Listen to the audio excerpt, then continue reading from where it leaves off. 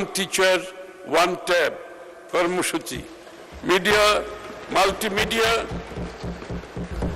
আমরা শিক্ষা কারিকুলামে কারিগরি ও বৃত্তিমূলক শিক্ষা, তৃতীয় ভাষা শিক্ষা, ক্রীড়া ও সংস্কৃতির বিকাশ, প্রযুক্তি নির্ভর শিক্ষা এবং লার্নিং উইথ হ্যাপিনেস বা আনন্দময় শিক্ষাকে বিশেষ গুরুত্ব দিতে চাই।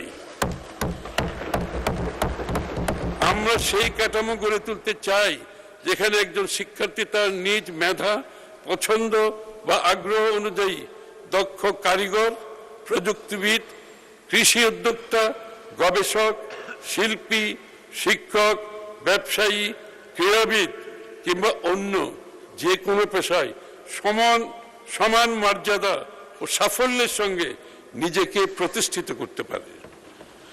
প্রতিষ্ঠানসমূহে শিক্ষার্থীদের সুপ্ত প্রতিভা বিকাশে ক্লাব ভিত্তিক সহশিক্ষা কার্যক্রম যেমন বিতর্ক, বিজ্ঞান মেলা, সাংস্কৃতিক অনুষ্ঠান, সাহিত্য চর্চাকে উৎসাহিত করা হবে। বাংলাদেশকে একটি দক্ষতা ভিত্তিক অর্থনীতিতে রূপান্তর করতে ষষ্ঠ শ্রেণী থেকে পর্যায়ক্রমে সবার জন্য কারিগরি শিক্ষা চালু করা হবে।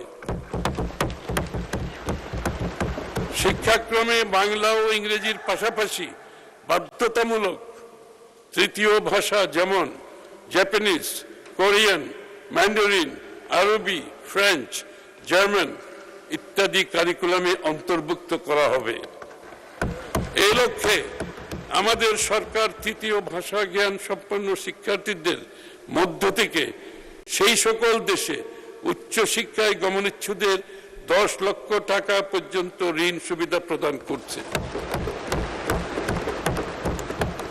মেয়েদের জন্য বিনামূল্যে স্নাতক পর্যন্ত শিক্ষা সম্প্রসারণ করা হয়েছে।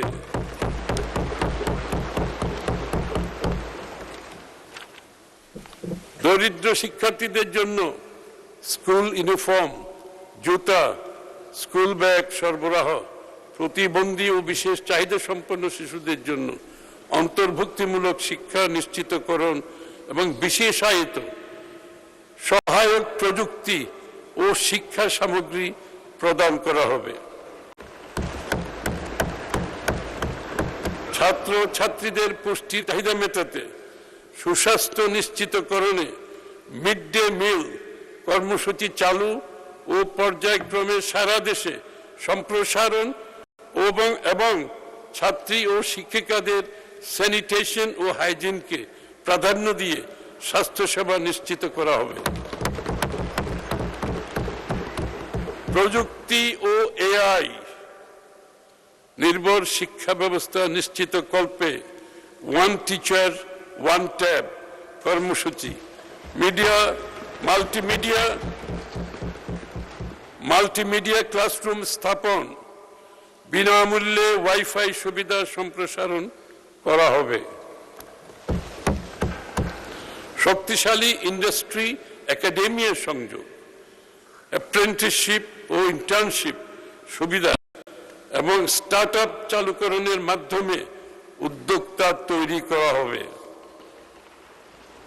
আমরা ব্রেইন ড্রেইনকে ব্রেইন সার্কুলেশনে রূপান্তরের লক্ষ্যে কাজ করছি। বিদেশে বসবাসরত বৈশ্বিক জ্ঞান, দক্ষতা, অভিজ্ঞতা সম্পন্ন উচ্চশিক্ষিত বাংলাদেশিদের দেশের শিক্ষা ও গবেষণা ব্যবস্থার সঙ্গে সম্পৃক্ত করার উদ্যোগ গ্রহণ করেছি। সরকার গবেষণা ও উদ্ভাবনে গুরুত্ব প্রদান এবং কার্যকর পৃষ্ঠপোষকতা নিশ্চিত করবে।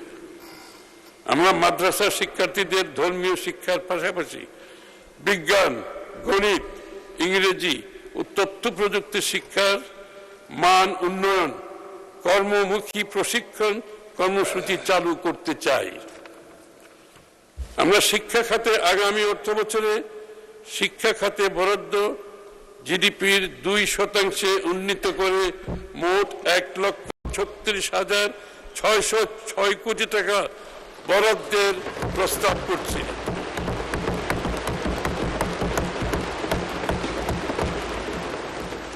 এটা সর্বোচ্চ মাননীয়